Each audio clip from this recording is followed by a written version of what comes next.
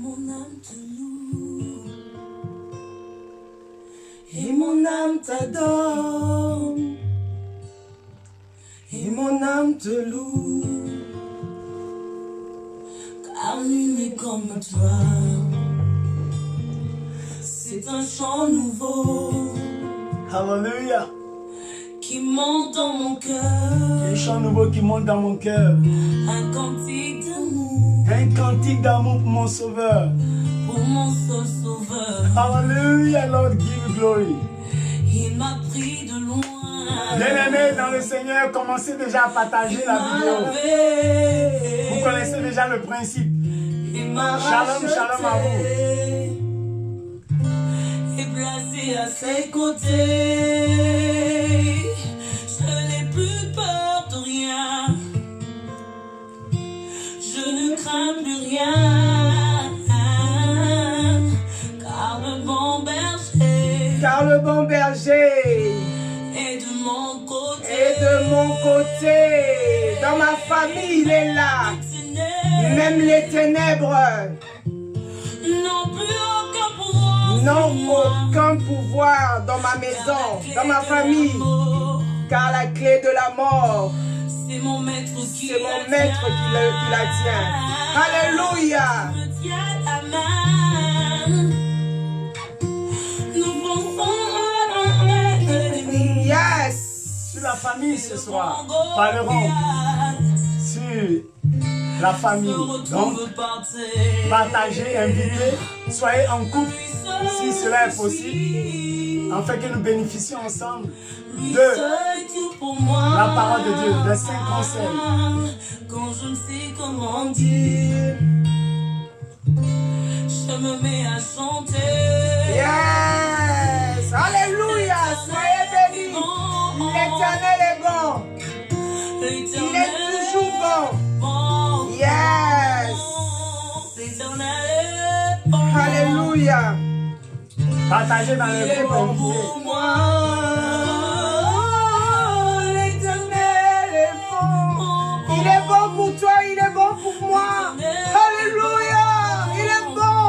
Jésus. Yes. Il est bon pour moi. Alléluia. Yes. Alléluia. Bien-aimés dans le Seigneur, bonsoir, bienvenue à notre émission Fenêtre ouverte.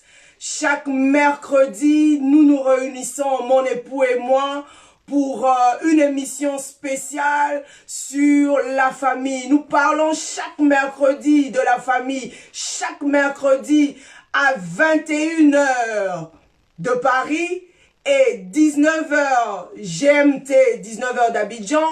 Ce soir, nous vous disons bonsoir. Bonsoir. Premièrement, nous rendons grâce à Dieu pour la vie, le mouvement et l'être.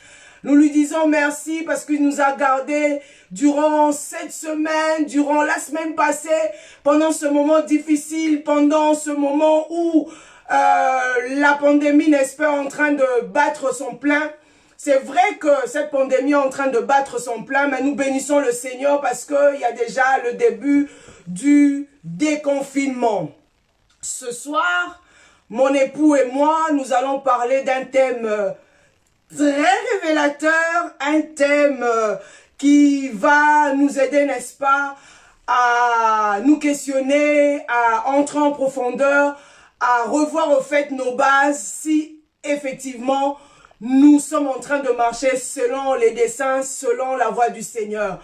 Et ce thème, ce soir, que nous allons aborder est réussir son mariage. Réussir son mariage est un thème très révélateur, est une thématique très révélatrice. Et bien, aujourd'hui, dans la société, dans ce monde où tout évolue avec l'Internet, où il y a le média, où tout va avec une vitesse extraordinaire, eh ben, la société, n'est-ce pas, se demande véritablement si elle est en train d'évoluer ou pas. Parce que bon, il y a plusieurs familles qui sont en train de vivre, n'est-ce pas, la délinquance juvénile, il y a les divorces par-ci, par-là, il y a il y a les divorces par-ci, par-là, il y a les femmes qui travaillent actuellement, il y a l'émancipation de la femme, il y a certains hommes aussi, bon, qui sont là dans le mariage et tout, mais qui remplissent pas, si je peux le dire ainsi, leur rôle en tant qu'époux, en tant que chef de la famille, et les femmes non plus ne remplissent leur rôle en tant qu'aides. Mais comment, n'est-ce pas, allons-nous véritablement ce soir comprendre, nous voulons véritablement comprendre comment réussir son mariage, comment réussir,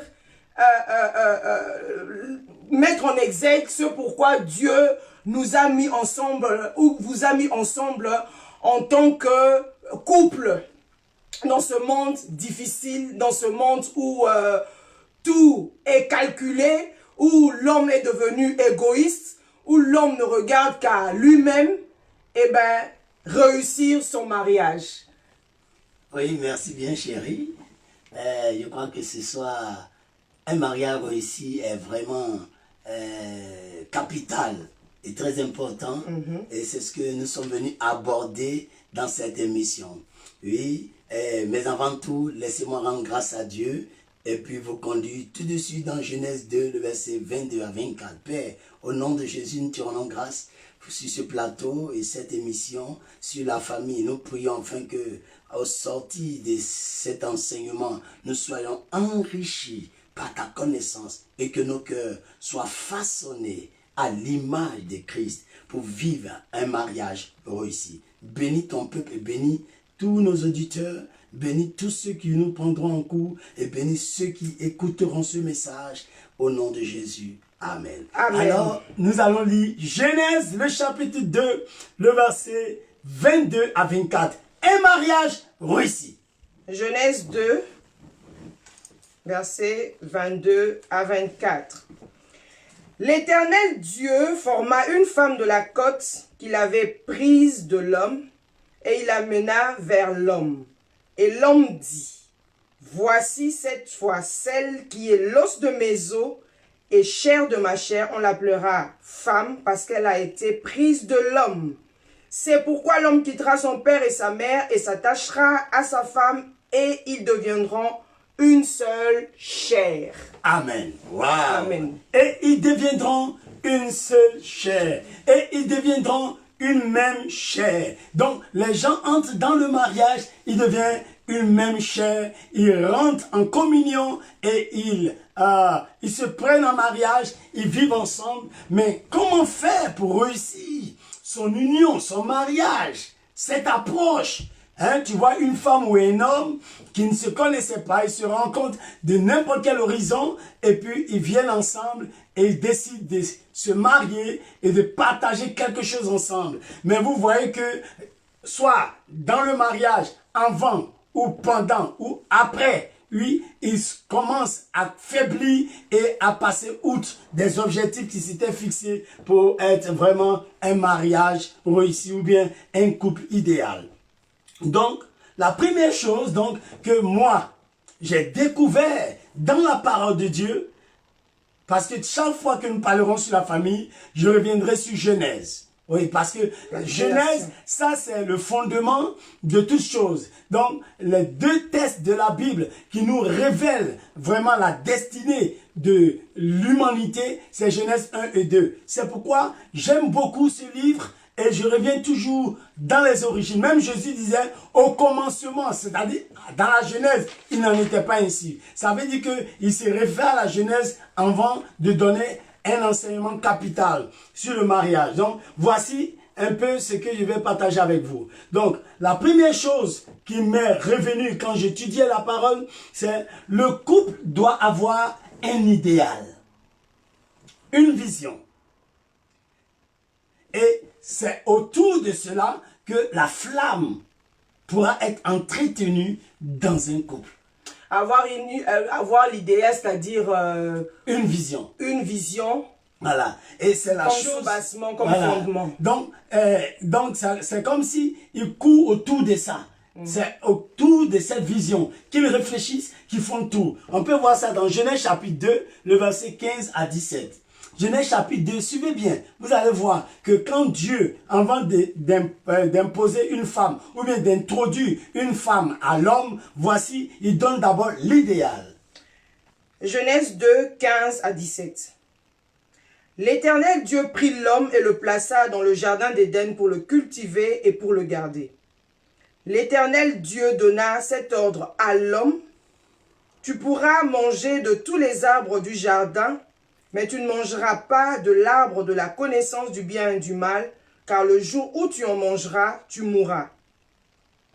Voici clairement ce que Adam, l'homme, le masculin, avait. Donc Dieu lui donne d'abord un idéal. Donc c'est cet idéal-là que la femme va venir trouver. Oui. Ouais. Donc c'est l'idéal, la vision. C'est ce qui enflamme un couple. C'est ce qui fait que le mariage devient un goût divin. Donc les gens se rencontrent, ils se marient. Ah bon, sans savoir quel doit être le but de leur mariage. Qu'est-ce qui les enflamme? Qu'est-ce qui les anime? Qu'est-ce qui les encourage? Quelqu'un, tu viens le trouver, il dit que moi j'ai envie d'être un grand roi dans ma vie. Je veux bâtir un palais. Et puis, je veux avoir une armée que je vais conduire. Donc, depuis sa jeunesse, c'est son idéal, c'est sa vision. Donc, il devait prendre une femme en fonction de cette vision. Et c'est ça qui va animer le couple, en fait. Donc, lorsque l'idéal n'est pas présent, le couple ne va pas réussir. Lorsque l'idéal n'est pas présent, c'est-à-dire lorsque la vision n'est pas présente, lorsque le dessein de Dieu n'est pas présent, donc le couple tournera, n'est-ce pas, en rond. Le couple le couple ne sera pas en communion avec le ciel. Le couple ne sera pas en train de matérialiser ou carrément de mettre en exergue le substile divin. Oui. C'est pourquoi vous devez savoir pourquoi vous voulez vous marier. On ne se marie pas donc pour échouer cette aventure. On se marie pour réussir. Mais s'il n'y a pas de vision qui anime comme un feu, qu'il faut entretenir dans le couple, en fait. Donc, il faut vraiment utiliser cette vision pour pouvoir agir ou manifester tout ce que nous voulons. Regardez, je vous donne l'exemple de notre Seigneur Jésus-Christ. Son idéal pour lui, c'était la croix. Il dit, je suis venu afin de mourir, afin de sauver. Lorsque Pierre a essayé de le contredire, il dit, arrête de moi Satan. Ouais, donc je vous ai appelé comme disciple, comme apôtre dans ma vie à cause de mon idéal. C'est pour m'aider à atteindre mon but. C'est pourquoi plus tard, il a dit dans la parole, surtout dans le livre de Luc, quand vous étudiez bien, il dit, oui, quand le Fils de l'homme reviendra au renouvellement de toutes choses, vous serez assis sur 12 trônes, jugeant les 12 tribus d'Israël, parce que c'est vous qui m'avez soutenu dans mon combat, dans mon idéal, dans ma vision, dans ma quête de sauver l'humanité. Exactement. L'idéal de Jésus, c'était la croix. Voilà pourquoi Jésus avait un but bien spécifique. Il avait bien expliqué à ses disciples.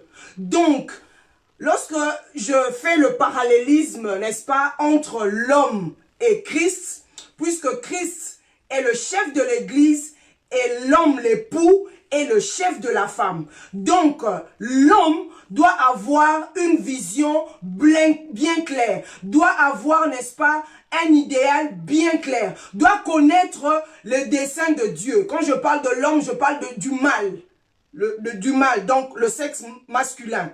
Donc, ayant cette vision, Jésus avait une vision bien claire, bien spécifique. Voilà pourquoi même il dit à ses disciples, suivez-moi.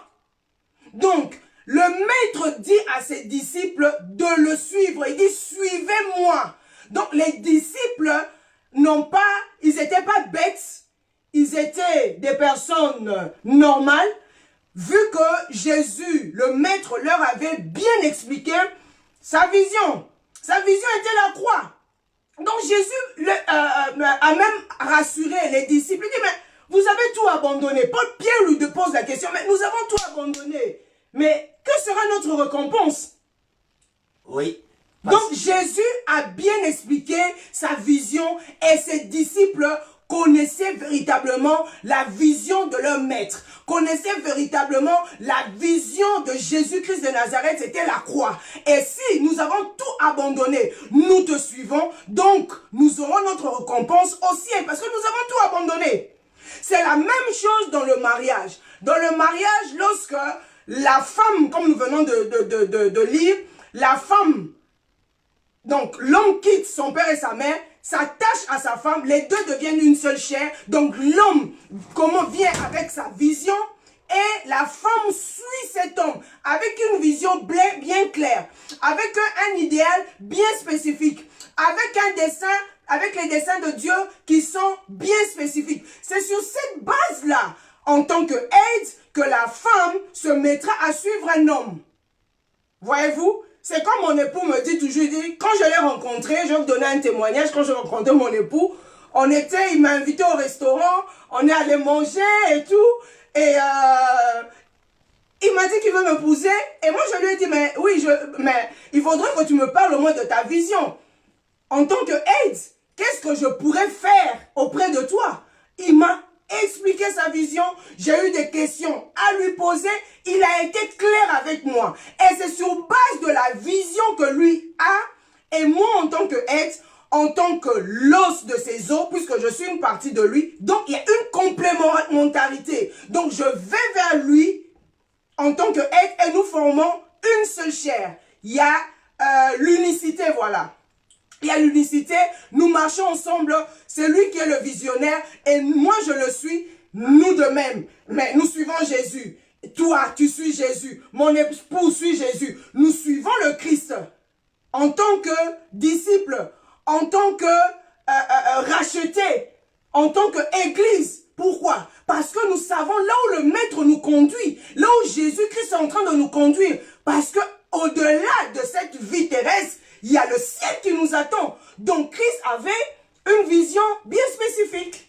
Oui, vraiment c'est formidable. Et puis, je vais vraiment appuyer ça par un récit biblique. La Bible nous parle d'Abraham.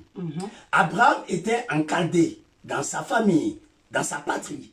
Quand il reçoit l'appel de Dieu de quitter sa famille, sa patrie, de tout abandonner, d'aller dans un lieu inconnu. Et la Bible nous dit qu'il avait la promesse. Donc, il avait une vision. Et donc, il parle de ça à sa femme et il entraîne Sarah dans sa vision. C'est à cause de ça, plus tard, quand il lui demande un service, elle connaissait la vision. Donc, elle cède sa beauté, elle lui donne toute sa confiance et c'est lui qui en fait ce qu'il veut. Pourquoi? Parce que lui, il sait que cette vision, Sarah l'a bu, l'a comprise. Cette vision, Sarah l'a acceptée. Donc, avec elle, il pourra conquérir le futur et ce qu'il veut atteindre. Donc, le mariage réussi, un mariage qui va aboutir un jour, c'est un mariage dans lequel l'homme a une vision clair, une vision de son futur, une vision qu'il veut atteindre. Donc, il a besoin d'une femme qui a les capacités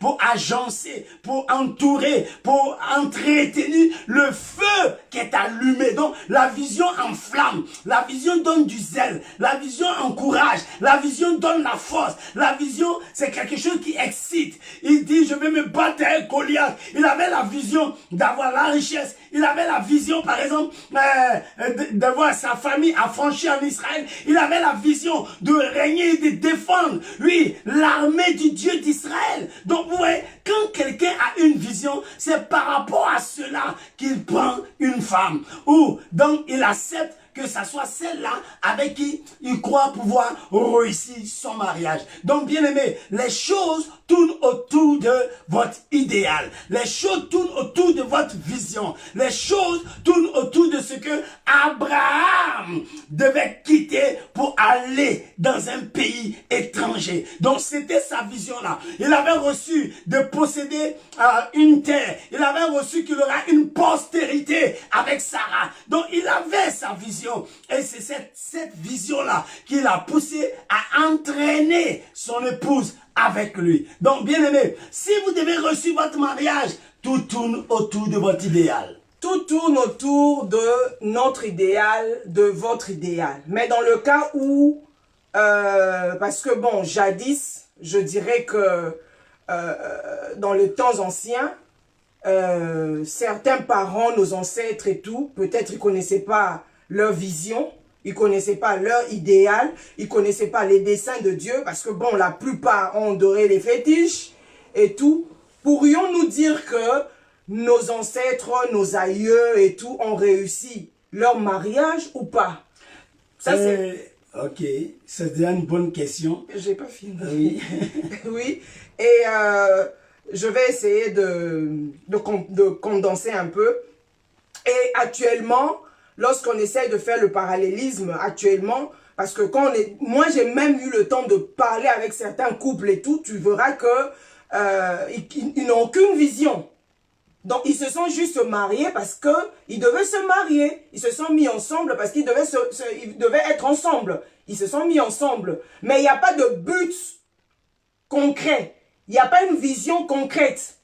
Et dans ce cas-là, si ayons, n'est-ce pas, l'œil spirituel ou l'œil de l'aigle, on peut constater ou on peut carrément résumer que d'autres palabres, d'autres discussions des couples tournent autour d'un manque de vision. Bien sûr, très bien dit. Quand on parle de l'ancien temps où des personnes, même dans notre époque, qui font des mariages forcés, Oui. Oui, et tout ça, c'est parce que les gens sont liés à leur tradition. Ils ont grandi dans la tradition. Donc vous allez remarquer quelque chose. Quelqu'un peut se marier parce qu'on l'a forcé, et puis au cours de son mariage, il découvre une autre femme. Donc quelqu'un peut se marier, c'est là qu'il découvre sa vision. Et quand il se découvre, maintenant, il veut une femme qui doit vraiment compléter, atteindre cette vision. C'est là où il y a un problème. C'est là où vient aussi les divorces. C'est là où viennent les séparations. Parce qu'il s'est marié, maintenant, il ne voit pas en elle la chose. C'est pourquoi d'autres sont devenus polygames et tout ça. D'autres entretiennent des femmes au dehors. Donc vous allez voir qu'il y a un problème. Si tu n'entres pas dans la vision du monsieur, donc le monsieur t'a pas présenté de vision. Vous avez vu, on s'aime, tout ça, et tout ça. Vous êtes attirés, vous êtes mariés. Mais s'il découvre sa vision, dans un premier temps, certaines personnes, il veut adapter cette femme qu'il a épousée, qu'il a pris chez ses parents ou qu'il a eu des enfants avec elle. Il veut la coller à sa vision. Il fait tout pour maintenant, parce que c'est maintenant il s'est découvert. Puisque nombreux se sont mariés sans être des adultes, sans être matures. Parce que c'est quand tu es mature que tu connais ta vision. Adam avait déjà sa vision. C'était l'arbre de la connaissance du bien et du mal qu'il ne devait pas toucher. Il avait une vision claire. Cultiver et garder le jardin. Donc, il avait sa vision. Alors que un autre qui s'est marié n'a pas de vision. Et quand il se marie, qu'il se découvre, ça commence à lui créer des problèmes. Donc, d'autres tombent même dans l'adultère et tout ça. Dans beaucoup de problèmes. C'est pourquoi ça envoie des palabres qui sont souvent inutiles. Ils sont en train de se bagarrer, s'insulter, se méprendre parce que simplement la vision n'existe pas. La vision n'est pas. Donc la chose qui donne à un foyer la flamme, c'est la vision. Qui alimente. Alimente. C'est ce qui encourage. C'est ce qui fait que comme on a un but à atteindre, quels que soient les problèmes, on est attiré par notre but. Comme le miel est là, est attiré par les abeilles. Ouais, c'est eux qui le produisent, mais ils vivent de ça. Donc ils viennent, ils entourent, ils protègent leur miel. Donc quand ils voient un ennemi ou un dévoreur de miel venir, toutes les abeilles vont contre lui. Parce qu'ils ont un idéal, ils ont une vision, c'est la production du miel et la protection de leur miel. Alors bien aimé, vous voyez, c'est pourquoi je parle de la vision qui est la chose principale, l'idéal qui est planté là, autour duquel le couple commence à faire, agir, se manifester, tourner et s'accomplir. Donc, tous les problèmes et les déboires viennent de ce principe. Tous les problèmes et les devoirs viennent de ce principe. Je vais rajouter quelque chose. Je prendrai l'exemple du patriarche Isaac.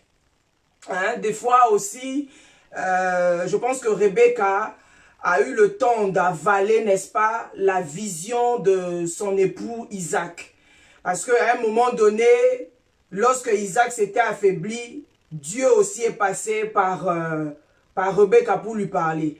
Je dirais ceci, je dirais que en tant que femme, la femme aussi a un devoir très important à pouvoir garder, n'est-ce pas, la vision de son époux.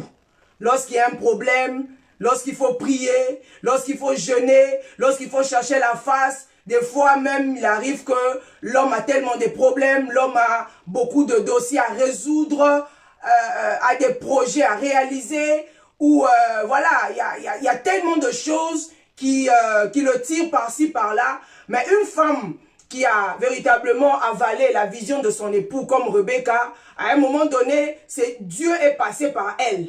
Pourquoi? Parce que cette femme avait avalé, n'est-ce pas, la vision d'Isaac, avait avalé, n'est-ce pas, la vision d'Isaac, et Isaac, n'est-ce pas, devait pérenniser, n'est-ce pas, la lignée d'Abraham, devait pérenniser la promesse de Dieu, devait pérenniser, n'est-ce pas, les desseins de Dieu. Cette femme, Dieu l'a visitée et Dieu lui a dit que dans son ventre, il y a des jumeaux. Il y a Jacob, il y a, comment? Ésaü et Jacob. Voyez-vous? Des nations. Et voyez-vous? Et cette femme, imaginez-vous si cette femme n'avait pas bien gardé la vision d'Isaac, n'avait pas bien gardé la vision de ce patriarche. Imaginez-vous, il y aurait eu un retard. Donc, le plan de Dieu allait se retarder. Pourquoi? Parce que Isaac avait une femme qui était aux aguets, une femme debout spirituellement, une femme qui avait compris la vision, n'est-ce pas, de son époux Isaac. Donc, elle n'a pas succombé, elle ne s'est pas laissée faire. Elle a prié, elle a cherché la face de Dieu. Elle savait que l'héritage, n'est-ce pas, revenait à Jacob. Donc elle s'est levée. Là où le patriarche allait dévier, cette femme s'est levée pour défendre les intérêts du royaume, pour défendre la vision de Dieu. Voilà pourquoi moi, je vais dire aux femmes, n'est-ce pas, d'avaler la vision de leur époux, d'avaler la vision de leur époux, d'avaler les desseins de Dieu. Des fois, l'homme peut être là dans en prière ou carrément en train de résoudre d'autres problèmes. Il est tiraillé par-ci, par-là. Mais lorsqu'une femme se lève, cette femme-là, n'est-ce pas, est aux aguets et cette femme arrive à garder l'idéal de Dieu, l'idéal, la vision de son époux. Alléluia, ça c'est formidable. Et j'ai compris aussi donc que quand on veut évoluer un peu, on ne peut pas réussir un mariage dans lequel les partenaires n'ont pas compris leur rôle. Donc, je vais parler du rôle divin de chaque partenaire dans le couple. Il y a un rôle que chacun doit jouer autour de ses visions. Donc, lisons Éphésiens chapitre 5, le verset 22 à 33. 22 à 33. Éphésiens chapitre 5, oui, verset 22. Verset 22 à combien? 22 33. à 33. Femmes, soyez soumises à vos maris comme au Seigneur, car le mari est le chef de la femme, comme Christ est le chef de l'Église, qui est son corps, et dont il est le sauveur. Or, de même que l'Église est soumise à Christ, les femmes doivent aussi l'être à leur mari en toutes choses. Marie, aimez vos femmes, comme Christ a aimé l'Église, et s'est livré lui-même pour elle, afin de la sanctifier par la parole, après l'avoir purifiée par le baptême d'eau, afin de faire paraître devant lui cette Église glorieuse, sans tache, ni ride, ni rien de semblable, mais sainte et irréprochable. Waouh, alléluia. Écoutez, irrépréhensible, pardon. Voilà. Mais irréprochable aussi dans cette inversion. Voilà. Donc, regardez, dans Éphésiens 5, 22, Dieu va maintenant montrer que Pour qu'un mariage puisse réussir, il y a deux facteurs. Ouais. Il y a deux pieds. Un homme estropié ne peut pas avoir la même allure de marche. Il ne peut pas courir avec quelqu'un qui a tous ses membres au complet. Un estropié ne pourra pas. Ouais. C'est pourquoi, si notre mariage est handicapé, c'est que il y a un problème de rôle qui manque. Les gens entrent dans le mariage, mais ils ne savent pas s'assumer. Ils ne connaissent même pas le rôle divin que chacun devrait manifester pour que, oui, le mariage puisse réussir. Donc, le mariage est bâti sur deux colonnes dans la maison. C'est la Bible dit, femme, ça commence par la femme d'abord. Femme, soyez soumises à vos maris comme au Seigneur. Donc, le premier pilier qui permet à un mariage de réussir, c'est la soumission de la femme. Dieu passe même pas par 4 chemins. Il dit, femme, soyez soumises. Soyez en bas. Abaissez-vous. Pas chez tout le monde, mais votre mari seulement, vous devez vous soumettre à lui. Donc, c'est un pilier que si ça n'a pas été posé, mais vous allez voir que tout ce qui va se passer dans le mariage ne peut pas réussir. Parce que l'homme, il est né en premier, créé en premier. Et il sait que celui qui se soumet à lui, c'est que celui qui se soumet est le deuxième. Celui qui se soumet, c'est celui qui est en bas du chef. Donc, lorsque un homme ne voit pas la soumission dans sa femme, quel que soit tout ce qu'elle va représenter, elle n'a qu'à avoir des bateaux, elle n'a qu'à être multimilliardaire, il ne lui donnera jamais son amour. C'est-à-dire que Dieu a créé ça comme ça. Donc, il faut que la soumission, on veut réussir notre mariage. Donc, joue ton rôle. Quand la femme se relève le matin, c'est comment me soumettre à mon mari. Comment lui donner tout le respect qu'il mérite. Toi, tu peux voir ses défauts. Dieu ne parle pas de ses défauts ici.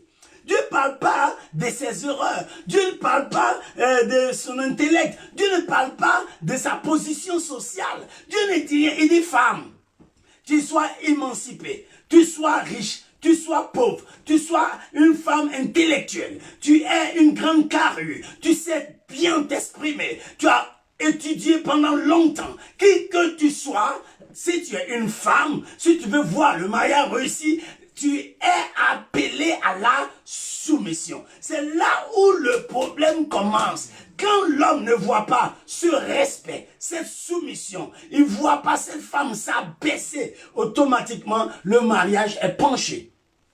Le mariage marche dans une fausse balance. Le mariage ne peut pas aboutir. D'où il y a tellement de problèmes dans les couples parce que l'homme, au lieu de s'occuper de son rôle, il attend à ce que la femme soit soumise. Alors qu'il ne devait pas attendre ça. Donc, ça devait être naturel qu'une femme, elle-même dit que Dieu m'a créé femme. Et d'après la parole de Dieu, je suis né, c'est-à-dire ma nature, c'est de me soumettre à mon mari. C'est de m'abaisser en bas mon mari. C'est de respecter mon mari comme si c'est lui qui est Dieu qui a créé les cieux et la terre. Il dit que comme au Seigneur, surtout cette parole parle aux chrétiennes, aux servantes de Dieu, aux serviteurs, à celles qui connaissent le Seigneur. Tu ne peux pas être une chrétienne. Tu ne peux même pas ouvrir ta Bible, prêcher. Mais ton mari sent en lui qu'il n'est pas respecté au niveau qu'il attend de toi. Alors c'est un mariage qui est en danger. Donc, comment réussir son mariage? Parlons d'abord de la soumission. Et ensuite, le deuxième rôle, la Bible dit que Marie, aimez votre femme comme Christ a aimé l'église. Le niveau où le Seigneur met l'amour de l'homme pour sa femme, pas pour sa soeur, pas pour sa mère, pas pour ses cousines, pas pour les femmes qu'il a connues avant le mariage, mais la femme pour laquelle il a quitté son père et sa mère pour s'attacher. Quand tu étudies bien Genèse, c'est même pas la femme qui quitte son père et sa mère. C'est l'homme. C'est l'homme. C'est-à-dire que s'il peut sacrifier mon père, ma mère, c'est-à-dire que ça doit être pour ma femme. Donc, l'homme doit arriver au niveau où il est prêt, même s'il le faut, à mourir pour sa femme. Si la mort venait consulter, j'ai envie de prendre l'un de vous. Et L'homme doit être prêt pour dire, prends-moi. Un homme qui n'est pas arrivé à ce niveau-là, non, ça ne peut pas être un mariage réussi. Donc, le mariage réussi, c'est une soumission totale et entière. Une soumission dont on ne peut même pas ajouter ni O ni A. On dira, oh, mais non, je suis émancipé. À partir de là, le mariage a déjà échoué. Mais si tu rentres dans la parole de Dieu, tu te soumets entièrement. Tu n'as pas de quoi à réprimander à ton chef. Toi, tu ne fais qu'obéir à ce que dit Dieu. Et puis, l'homme maintenant, c'est pas qu'elle est belle. Oh, elle a grossi maintenant. Oh, je l'aime pas comme enfant. Non, l'amour, ce n'est pas un sentiment. Ce n'est pas juste un sentiment. L'amour est un fait. Ça doit être dans l'homme. Il doit aimer sa femme. Et l'amour, c'est un amour sacrificiel que Dieu lui demande. C'est Dieu qui dit, comme Christ a aimé l'église. Ah, bien aimé, si tu peux pas arriver au niveau que Christ a aimé l'église pour te livrer à ta femme.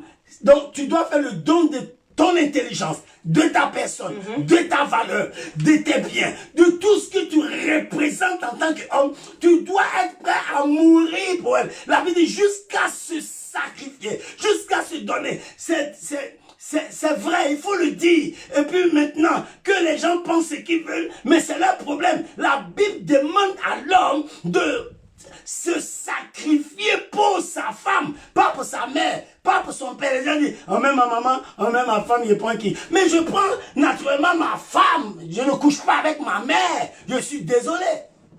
Donc, bien aimé, voici le rôle divin de chaque partenaire qui peut permettre à un mariage de réussir. Bien-aimés dans le Seigneur, nous parlons des rôles, donc de part et d'autre de l'homme et de la femme. J'aime bien le livre d'Éphésiens, donc comme on vient de le lire dans Éphésiens 5, à partir du verset 22, « Femmes, soyez soumises à vos maris comme au Seigneur ». Donc, Paul parle de la femme, que la femme doit être soumise à son époux. Et lorsqu'on étudie, n'est-ce pas, le livre d'Éphésiens, avant que Paul n'arrive à parler de la soumission de la femme, il y a eu, n'est-ce pas, 4 chapitres. Il y a le chapitre 1, il y a le chapitre 2, il y a le chapitre 3, il y a le chapitre 4, chapitre 5, et nous venons de lire le chapitre 5, verset 22. Donc, pour que nous parlions de la soumission de la femme, il faudrait que, c'est pas en vain que Paul a commencé d'abord par le chapitre 1, donc Éphésiens 1. Dans Éphésiens 1, Paul nous parle de notre position en Christ. Nous avons dit au préambule ou au préalable que le mariage n'est pas fait pour les enfants. Le mariage est fait pour les matures. Donc, une personne mature doit connaître, parce que nous parlons du mariage chrétien, doit connaître sa position en Christ. Donc, là, le premier chapitre, Paul parle de notre position en Christ. Donc, la femme, que ce soit l'homme, que ce soit la femme, ils doivent connaître, n'est-ce pas, leur position en Christ. Qui sont véritablement en Christ. Qu'est-ce que Christ a fait pour eux à la croix? Leur amour pour le Seigneur. Au chapitre 2, Paul nous parle du salut par la grâce. Donc nous sommes sauvés par la grâce. C'est ce Jésus, Christ de Nazareth, qui est mort pour nous à la croix, qui a donné sa vie pour nous à la croix. À la croix, tout est accompli. À la croix, il nous a donné toutes sortes de richesses. Nous sommes bénis véritablement dans le lieu céleste en Christ. Nous avons toutes les bénédictions en lui. Et dans le chapitre 3, n'est-ce pas, Paul nous parle de mystère de la vocation des païens. Donc, il nous fait voir que Christ habite dans nos cœurs.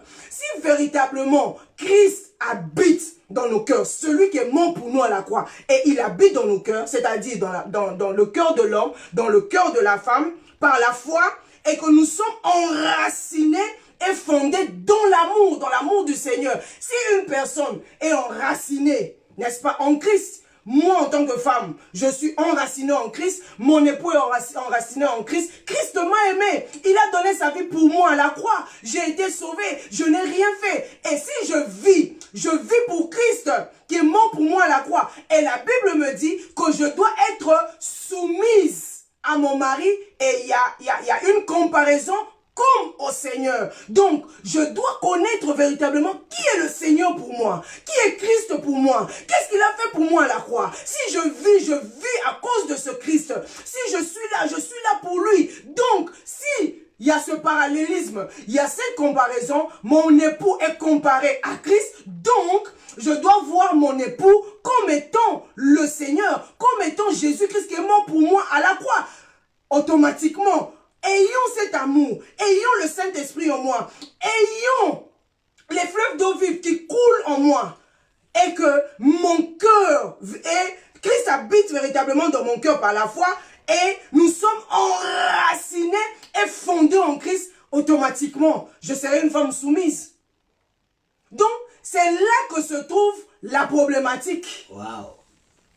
C'est là que se trouve la problématique. Donc, Paul n'a pas commencé, n'est-ce pas, l'épître d'Éphésiens directement avec le mariage. Par le mariage, non. Il a d'abord expliqué notre position en Christ. Et puis, il nous a fait, il a dépeint le salut. Il nous a montré l'importance du salut. Mais je dois aimer mon mari. Tu dois aimer ton mari. Si tu aimes le Seigneur, si tu aimes Christ, tu dois aimer ton mari. Donc, automatiquement, tu dois être une femme, n'est-ce pas? Une femme soumise. Et si l'époux, véritablement, il est aussi en Christ, et qu'il est enraciné en Christ, il est fondé dans l'amour du Seigneur, il doit aimer, n'est-ce pas, sa femme. Et la Bible nous dit, selon le rôle, la femme étant soumise, comme je viens de le dire, c'est une question de travailler à son salut. C'est une question de travailler à son âme. C'est une question de travailler, n'est-ce pas, à son cœur. Je sais que, bon, il y a plusieurs problèmes.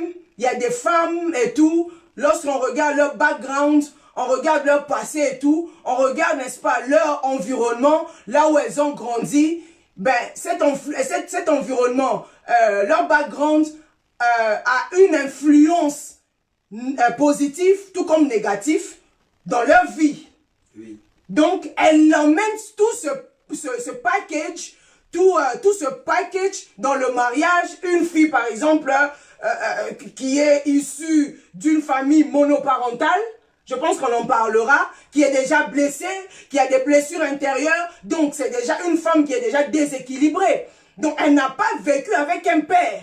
Ou carrément, elle a peut-être vécu avec une mère, ou elle a vécu juste avec son père. Bref, il y a plusieurs antécédents, il y a un background, il y a un passé lourd, n'est-ce pas, que la femme ou l'homme peut emmener dans son foyer. Donc, sur le plan émotionnel, la femme a des problèmes, vice-versa. Donc, ça dit l'homme aussi, ils arrivent dans le mariage, ils n'ont pas eu le temps de travailler à leur cœur. Ils n'ont pas eu le temps de travailler à leurs émotions. Ils n'ont pas eu le temps véritablement de travailler, de manger le rouleau, d'être formés véritablement. Parce que, comme on l'a dit dans l'introduction, le mariage est une affaire des matures. Donc, une personne qui s'emmène comme ça au mariage, en tout cas, ça ne sera pas facile. Ça sera difficile. C'est comme le cas de Vachi. Elle va au mariage, on ne sait pas, la Bible ne nous le dit pas. Quel a été son background, on ne le sait pas. Mais lorsque son mari, Assyrus, lui dit de se présenter, malgré son ivresse, elle devait se soumettre devant Assyrus. Mais le roi a été humilié. Il y a eu un manque de respect. Elle n'a pas voulu se présenter. Il y a eu une insoumission. Donc, nous ne connaissons pas le background, n'est-ce pas, de Vachi. D'où elle vient, quelle est son histoire, la Bible n'en parle pas. Donc, on aura le temps de parler, n'est-ce pas, comment faire pour pouvoir améliorer certaines choses. Et le deuxième point, je dirais que l'homme définit sa virilité à partir de son rôle ou de ses rôles. Parce qu'un homme normal, la Bible nous dit, comme on vient de le lire dans Genèse 2, la Bible dit que Dieu, après avoir tout créé, il dit à l'homme de cultiver et de garder Éden, le lieu de délice. Donc, garder, cultiver ne revient pas à la femme.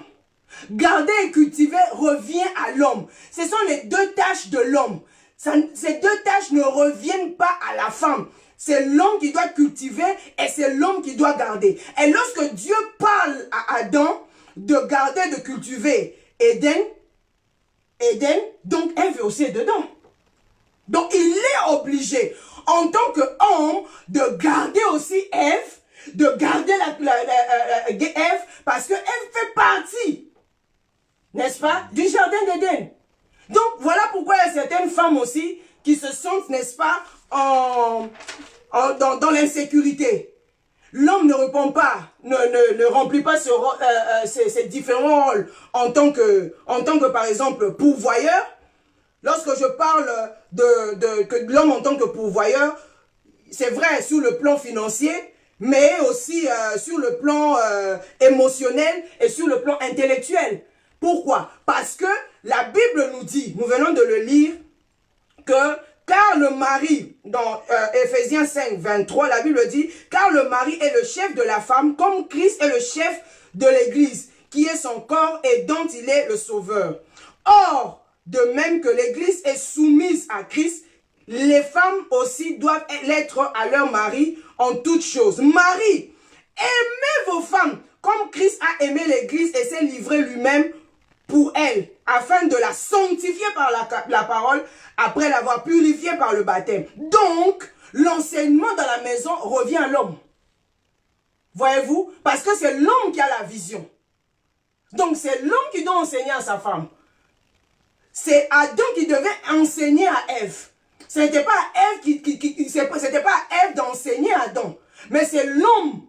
Comme moi j'ai eu l'opportunité, c'est mon mari qui m'a enseigné. C'est mon mari qui m'a encadré. Chaque nuit, on était là en train j'étais là, il m'enseignait à tout moment. Chaque nuit, c'est lui qui m'enseignait. C'est le rôle de l'homme. Voilà pourquoi il y a plusieurs femmes qui sont remplies dans les églises. Je ne dis pas que c'est mauvais. C'est une très bonne chose qu'une femme doit aller partir à l'église. C'est une très bonne chose. Mais on sait qu'il concerne la vision de votre foyer. C'est pas le pasteur qui le connaît, qui a l'information de votre vision, de votre foyer. C'est l'homme qui a la vision. Donc c'est à l'homme d'enseigner à son épouse. Christ a eu cette responsabilité d'enseigner à son église, d'enseigner ses disciples. Aujourd'hui, si nous avons la Bible, aujourd'hui, si nous connaissons l'évangile, c'est grâce aux disciples, aux 12 disciples qui ont payé le prix. Il y a Paul qui est venu après. Mais à cause de l'enseignement, c'est-à-dire le fondement, la force culminante,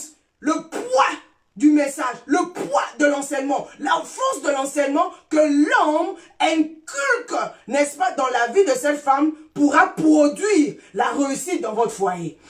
Parce que la Bible, comme je viens de le dire, afin de la sanctifier par la parole, après l'avoir purifiée par le baptême. C'est le rôle de l'homme d'enseigner à sa femme.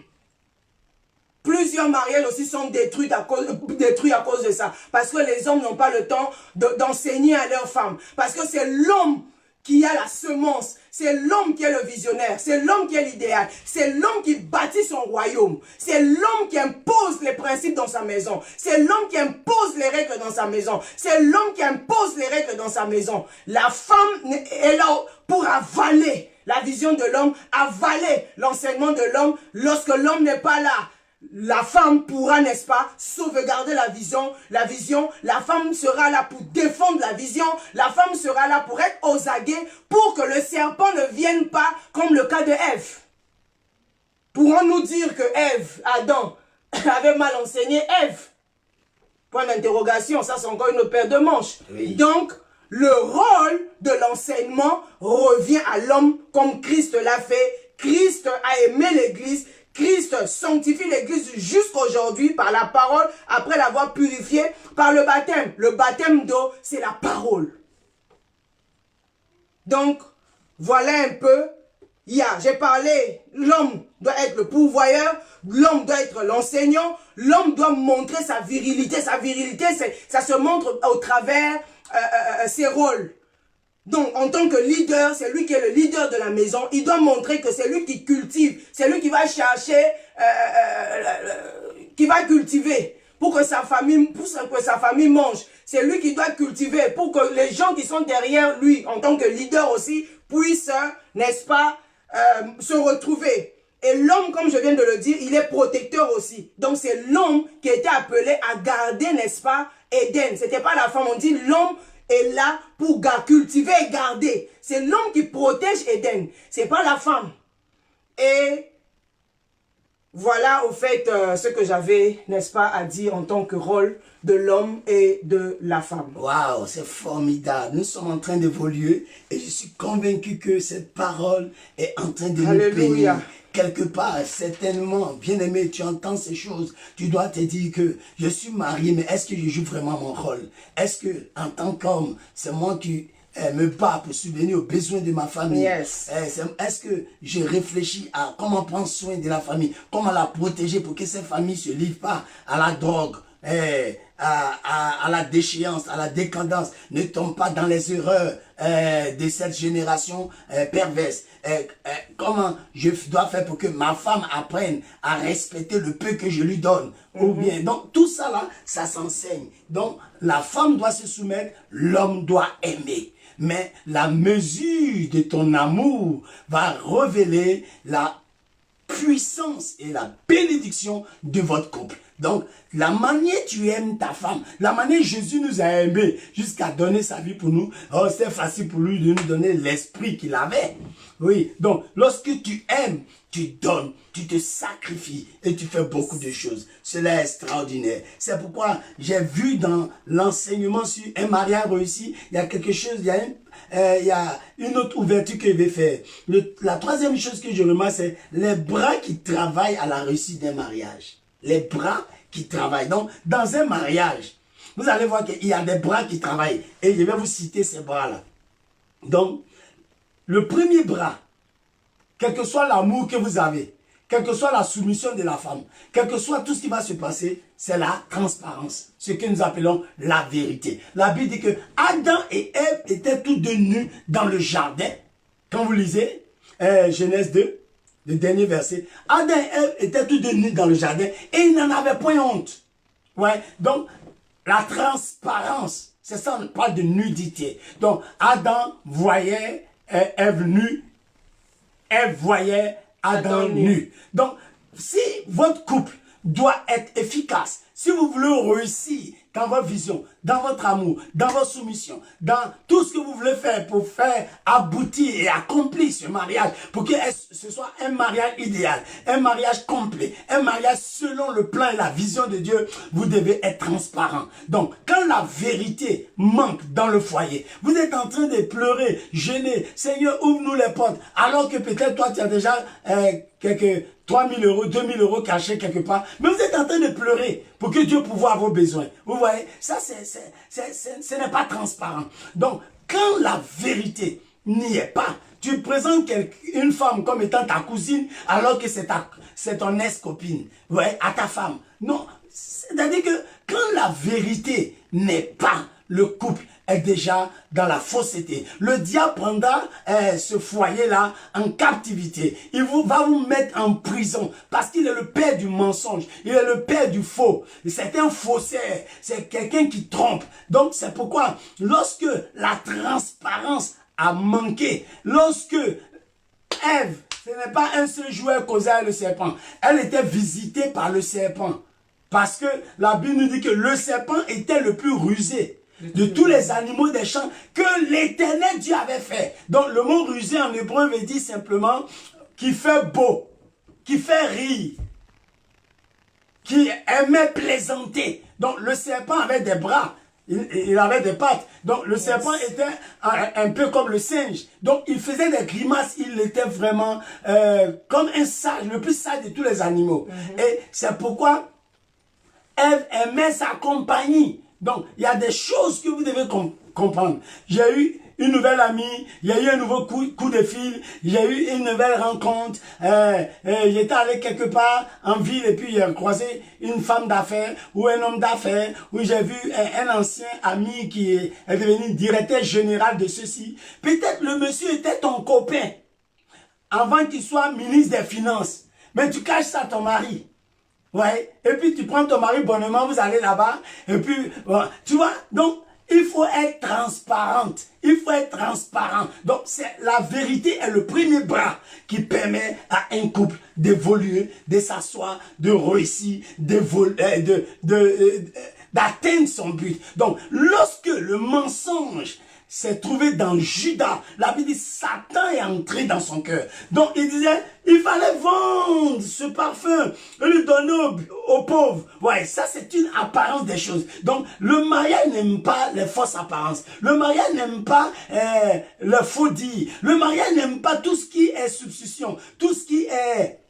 Et tout ce qui n'est pas complet, tout ce qui n'est pas bien vu, dans un mariage qui doit réussir, il faut que tout soit clair, transparent, des chèques clairs, des comptes clairs, des relations claires, des bonjours clairs. Mais tu es en train de parler au téléphone, et puis, pendant que tu parles au téléphone, tu vois ta femme rentrer, tout d'un coup, tu changes de causerie. Ou bien, pendant que ton mari rentre, tu changes. Ça, ce n'est pas pur, c'est pas vrai, c'est pas transparent. Ou tu changes ta voix, tu baisses ta voix, parce que même si tu es en train de parler à ta propre mère, mais continue de parler aisément.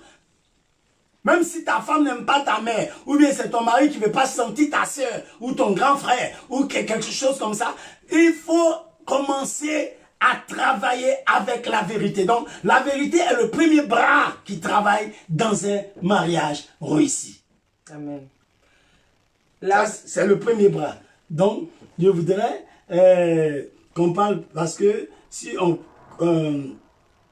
continue de parler, je crois que maman n'aura pas, je vois que si je parle sur un sujet, sur les bras là, tu dis quelque chose aussi dessus. Parce que... Je dirais simplement que la vérité est très très importante dans la vie de couple. Comme la Bible le dit, dès le commencement, Adam et Ève étaient nus. Rien n'était caché, rien n'était opaque, tout était lucide, tout était transparent. Donc il faut être transparent, il faut être nu. Il ne faut rien se cacher parce que lorsqu'on cache certaines choses, on rend le ciel dur. Donc, il n'y aura pas la visitation divine. Parce que vous êtes opaque. Vous ne formez pas une seule chair. Il n'y a pas l'unicité. Il n'y a pas l'union. Donc il y a un obstacle. La grâce ne peut pas couler. La grâce ne peut pas descendre. La bénédiction ne peut pas couler dans votre maison. Vous allez faire obstacle au ciel, aux bénédictions divines. Vous pouvez avoir un agenda et vous voulez que cet agenda, durant, par exemple, cette année 2020, puisse véritablement se matérialiser, bien qu'il y a la pandémie actuellement. Mais lorsque tout est opaque entre vous, rien ne pourra marcher. Donc, le ciel sera bloqué, les choses iront au pas de tortue.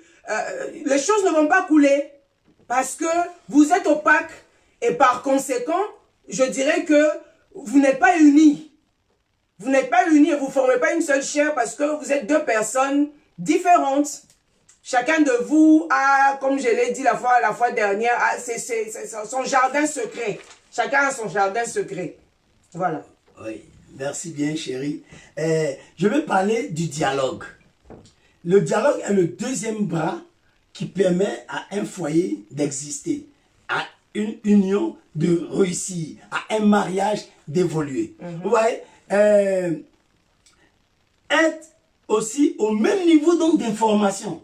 Quand on parle de dialogue, c'est-à-dire c'est être aussi au même niveau d'information. Tu connais des choses que ta femme ou ton mari ne sait pas. Vous voyez, donc la Bible dit que après s'être entretenue avec le serpent, elle a pris le fruit, elle donna à son mari, elle a influencé son mari. Pourquoi? Parce qu'ils n'avaient pas le même niveau d'information. C'est très important. Bien aimé, un mariage réussi est un mariage dans lequel les informations et le dialogue est équilibré. Cela ce qu'il est en train de dire, laissez-moi bien vous exprimer cela. Ève parle avec le serpent. Donc, ils ont conclu quelque chose ensemble sans le monsieur, sans l'époux. Non, dans un mariage réussi, la femme ne prend pas des décisions sans que le mari n'ait mis son sceau. C'est pas possible. Et dans notre génération qui parle d'émancipation, c'est une fausse génération. Elle a changé les dons du mariage. Elle est venue dire autre chose que Dieu n'a pas dit. Ouais? Donc, les informations doivent être au même niveau. Maintenant, l'homme, quand il doit prendre des décisions, il faut que sa femme soit informée de ses décisions. Même s'il a le dernier mot, il faut qu'elle en soit informée. Même si c'est le bien que tu t'en fais. Tu t'es levé là, tu allais payer l'école d'un neveu. C'est une bonne chose. Elle ne sait pas. Un jour, elle apprend que tu paies le... On dit, ah, tu sais que ton mari entretient une femme dans son village et que même, ils ont eu un enfant qui met à l'école. Alors que peut-être, c'est l'enfant de ta petite sœur et que son mari serait décédé et que tu t'occupes de l'enfant il y a longtemps. Mais pourquoi?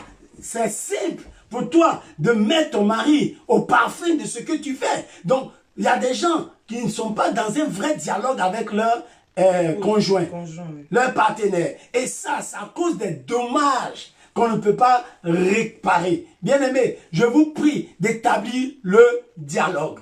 Ne laissez rien en vous que vous ne pouvez pas faire connaître. Donc, apprenez à exposer votre pensée, apprenez à discuter sur les choses, apprenez à vous entendre et trouver un canevas. Même si ta femme n'a pas accepté 100% de ce que tu veux faire, au moins si elle apprend demain que tu allais payer le col de ton neveu, elle dit, bon, tu allais payer l'école, je t'avais dit non. Oh, mais donc je t'avais dit. C'est que tu as été informé. Oui, c'est très important. Donc, l'information passe par le dialogue. Donc, ne faites rien que le monsieur n'a pas vu. Ne faites rien que la femme n'est pas informée. Parce que ça va mal se passer dans la révélation des choses. La Bible dit, il n'y a rien de secret qui ne sera révélé, ni de cachette qui ne sera découvert. Donc pourquoi vous voulez cacher les choses dans vos cœurs, dans votre esprit? Non, apprenez donc à dialoguer, à partager. Donc quand il y a une histoire, oui, que cela se conclut par le dialogue. Interrogez-vous, posez-vous des questions. Ne parle pas à son mari comme on veut. Ne parle pas à ta femme parce que tu es l'homme. Non, il faut apprendre à mettre la chose sur la table et que chacun émet ses idées. On ne vous a pas dit chercher des raisons. Je parle du dialogue. Donc, le dialogue est le deuxième bras. Il y a des gens dans leur foyer, monsieur se lève là, ils donnent seulement des ordres. Ça, c'est pas un foyer réussi, ça. Ça, c'est pas un mariage réussi. Ça, c'est pas un endroit où une destinée peut s'accomplir. Donc, la femme n'est qu'aux ordres. Oui, elle ne subit que des ordres. Tu as bien préparé? Tu n'as pas bien préparé? On est là seulement pour des reproches. C'est pas de ça que je parle. Le dialogue, c'est une causerie identique. C'est une causerie qui va en sens inverse. Elle coule comme un fleuve, mais qui retourne encore dans la mer, comme un cycle. Donc le dialogue, c'est comme l'électricité. Il faut le plus et le moins pour que vraiment il y ait l'électricité, en plus avoir la lumière. Mais si c'est plus seulement, donc il y a des couples, il n'y a pas de dialogue. C'est plus seulement, c'est monsieur seulement qui parle. Ou bien c'est madame seulement qui parle. L'autre est soustrait. Non, non, non, non, non, non. Le dialogue est le deuxième bras de la réussite d'un mariage. Ça, je vous invite à établir le dialogue entre vous. Je vous invite, quel que soit le sujet, à mettre sur table. Quel que soit le sujet, à vous asseoir. Quel que soit le sujet, à partager. Quel que soit le sujet, c'est pourquoi régler bien vos problèmes, par exemple, avant d'aller au lit. C'est le foyer où il n'y a pas de dialogue. Tu t'arrêtes là, ton mari est assis, tu es en train de parler. Ça, c'est pas un dialogue. Ou ta femme est assise, elle est à la cuisine, c'est ça, tu es en train de parler, crier sur elle. Ça, ce n'est pas un dialogue. Et trouver le moment idéal. Voilà, trouvez un temps toujours pour parler et échanger vos idées. C'est ça un dialogue. On échange les idées. On dit, vous l'avez, on nous parle du coronavirus. le Covid-19 et tout ça. Mais vous voyez que les gens discutent, les experts, les gens parlent entre eux. Ils sont en train de chercher des solutions. C'est la même chose dans un couple, dans une famille, dans un foyer, dans un mariage. Établissez le dialogue comme le deuxième principe pour pouvoir construire. Parce que travailler, c'est un peu vague. Mais on travaille avec le dialogue. Donc on travaille à son salut. Comme on travaille aussi à son mariage. Or, les éléments, les bras avec lesquels on travaille dans un mariage, dans un couple, pour le faire réussir, pour le voir s'accomplir, c'est le dialogue qui est le deuxième bras de notre enseignement. Donc, si vous n'établissez pas le dialogue, elle est une femme, moi je parle, elle va parler. Non, ça ce n'est pas un couple qui va réussir. Parce que pourquoi tu veux mépriser la femme?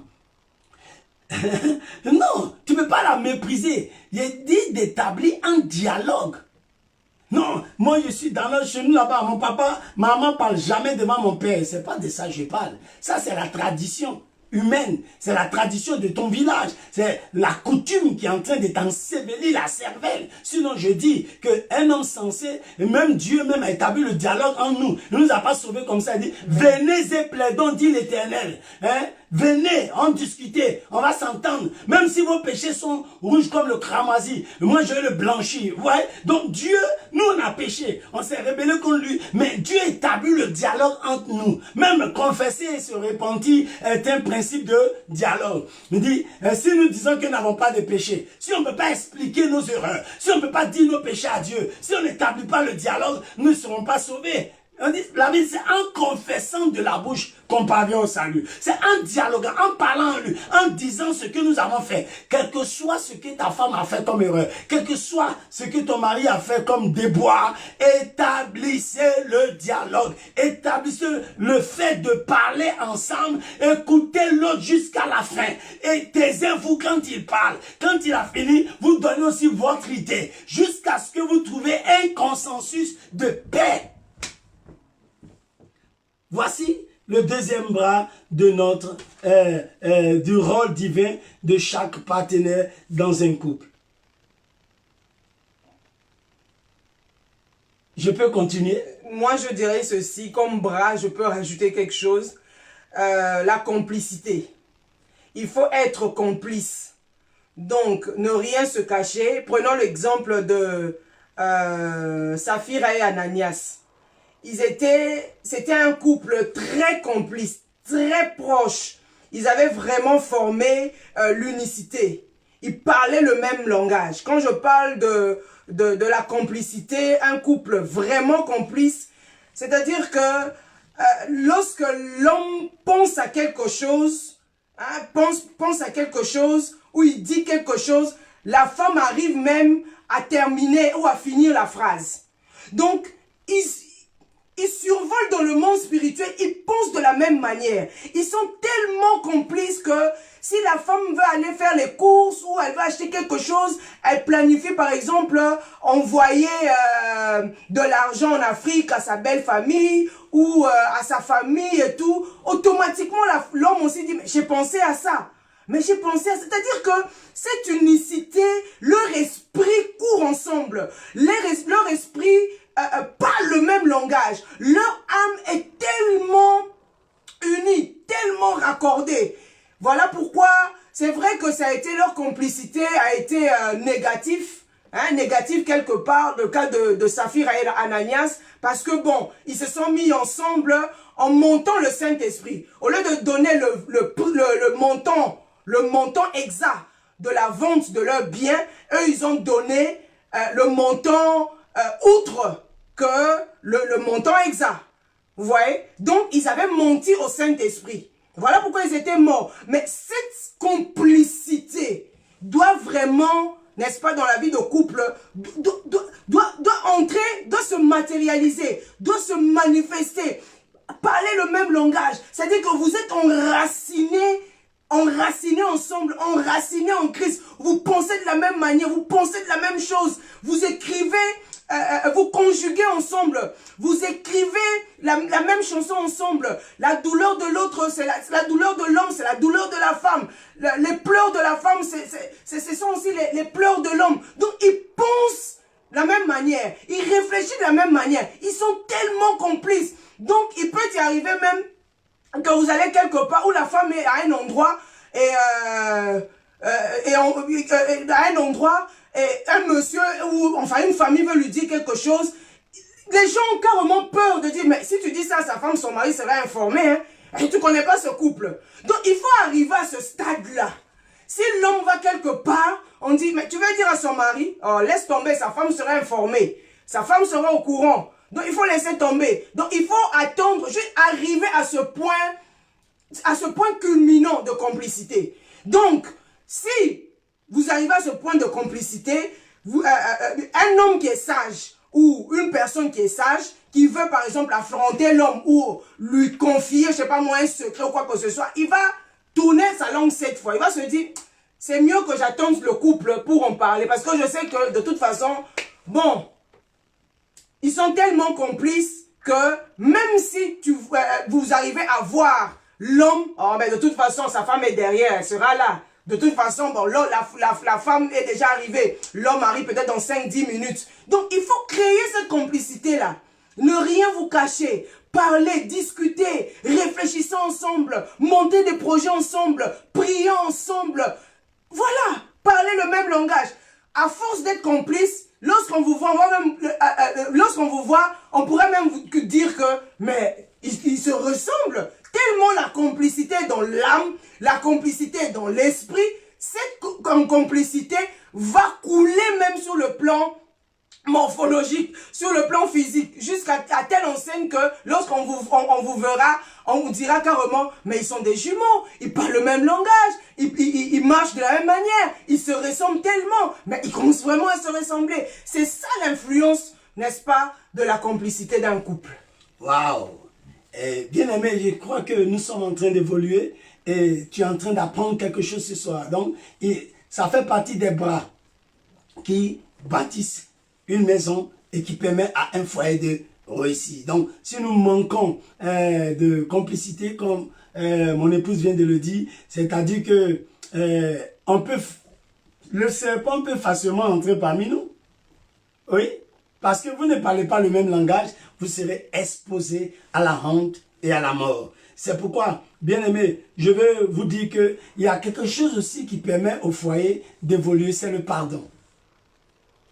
Il ne peut jamais avoir un foyer réussi là où il y a 100% de bienfaits. Non, dans un foyer, il y a toujours des choses tordues, il y a toujours une parole mal placée, il y a toujours un acte mal posé, il y a toujours une manière blessante qui s'est passée. Mais ce qui doit être intéressant, c'est que il faut établir la loi du pardon. C'est-à-dire que ma femme est pardonnée d'avance, mon mari est pardonné d'avance. Quand il s'agit de mon époux, oh, je l'ai déjà pardonné même. Le premier jour je l'ai épousé, ou bien le premier jour je suis entré dans sa vie, il est pardonné jusqu'à ma mort. Donc le pardon, ça veut dire quoi? Le pardon selon Dieu, c'est de ça que je parle. Hein. Le pardon, c'est quelque chose qui fait que on te rappelle même pas tes offenses. Voilà. Le pardon, c'est quelque chose qui marche sur ton passé, qui oublie ton passé. Ce n'est pas à chaque erreur, on te rappelle ce que tu avais déjà fait. Je parle du pardon.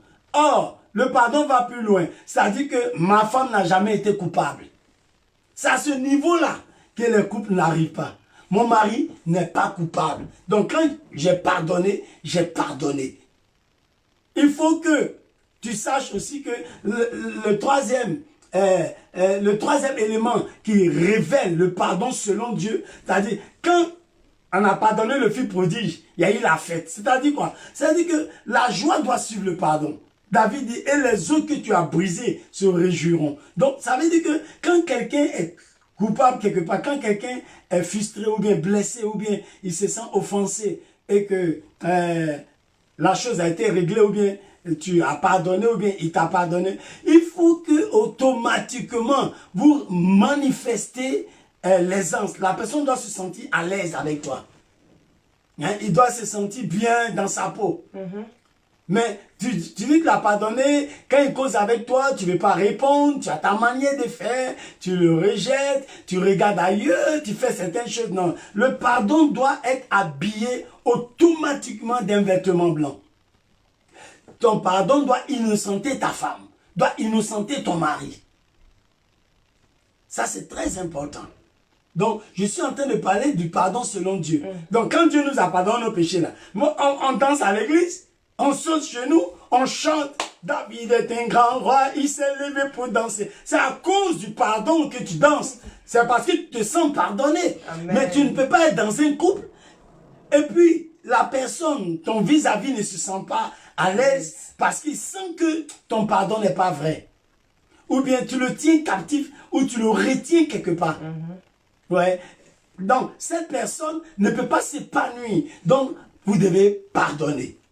Le pardon est très important. C'est pourquoi, bien aimé, je crois que pour ce soir, nous allons vraiment... je crois que c'est un enseignement qui vaut son pesant d'or et nous voulons le continuer le mercredi prochain. Nous voulons ce soir au moins que vous digérez cette parole et que vous puissiez dire que non, il me faut des bras pour faire avancer mon mariage. Et pour que je puisse réussir dans mon mariage, il y a besoin de transparence, il y a besoin de dialogue et j'ai besoin de complicité, comme maman l'a dit, et donc qui montre notre unité parfaite et j'ai besoin de pardon. Oui, voici un peu ce que nous voulions partager avec vous ce soir sur un mariage réussi. Et surtout connaître le fondement, le socle, le soubassement qui est l'idéal, la vision de Dieu, le dessein de Dieu qui vous met ensemble. Amen. Alors bien aimé, avant de terminer, ma dernière parole sera, n'oubliez pas que vous avez un rôle à jouer. On ne vient pas dans le mariage juste pour s'appuyer, jeter les vêtements, les pagnes pour les femmes africaines surtout, ou bien se faire les cheveux, c'est ça le mariage. Non. Le mariage, c'est que chaque jour quand tu te réveilles, tu dois t'assurer que tu joues ton rôle. Et que tu es conscient que toi tu es soumise et l'homme est conscient que est-ce que j'arrive à satisfaire ma femme avec un amour vrai. Alors ce soir, que le Seigneur vous bénisse et que cette parole vraiment soit pour nous un rebâtissement, un rebondissement avec Dieu. Et que les couples qui sont désolés, les couples qui sont brisés, les couples qui sont déphasés, et ceux qui ont même peur du mariage, qui ont peur des hommes, des gens qui se méfient aujourd'hui des femmes, que nous croyons que ces émissions de tous les mercredis seront là, même après le confinement, pour pouvoir aider vraiment à rebâtir la vie de ces saints. Que le Seigneur donc vous bénisse, et vraiment maman je t'aime, tu sais. Amen.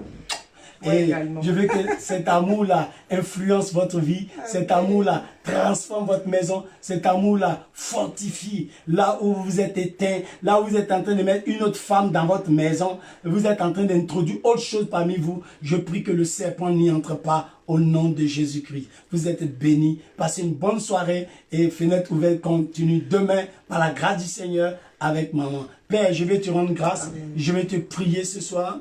Mon épouse et moi, pour recommander les couples, recommander les vies, recommander les foyers, recommander, enfin que tous ceux qui sont éteints quelque part, tous ceux qui n'ont plus l'appétit de leur maison, se retrouvent au travers de cette parole. Bénis ton peuple au nom de Jésus-Christ. Merci Seigneur, nous prions que notre couple soit une source de grâce, une source de bénédiction, de transformation, de restauration pour plusieurs familles. À toi la gloire, dans le nom de Jésus.